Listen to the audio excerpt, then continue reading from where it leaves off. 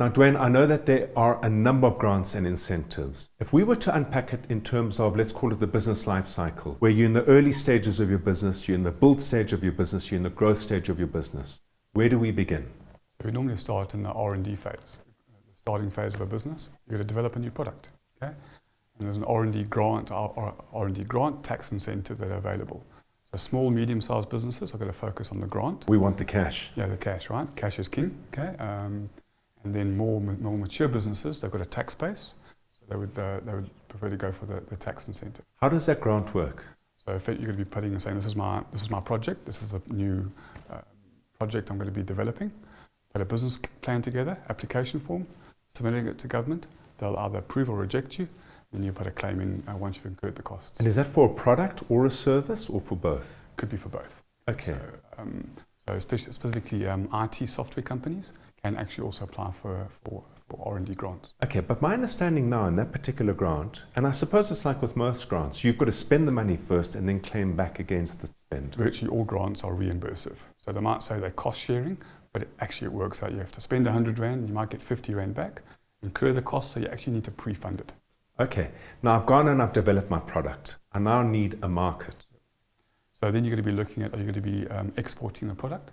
There's a program called the Export Marketing and Investment Assistance Program from the DTI. And that's going to help you penetrate that market, pay for your flights, transporting the samples, getting your products registered overseas. It can be 20,000, 30,000 Rand a trip, which can be quite a assistance to exporters. Okay, I got my orders from overseas and I need to scale up and build manufacturing capability to service that order.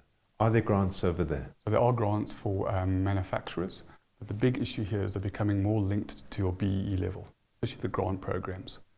So it's really important to understand what your BEE level is going to be when you claim, not only when you apply. Okay, but that would make sense because export incentives are there to transform the economy. The BEE stipulations are there to transform the economy. So it maintains the integrity of government policy from that point of view. Yes, they do, but I think the reality up to date, many of those government programs haven't had those requirements embedded in them. They're now very specific. Okay, if I'm going to do this, do I do it myself or do I find someone to assist me in the process? How difficult is it? I think it depends on the program. Some programs, the tax incentives, have got a lot of rules because they're embedded in the Income Tax Act.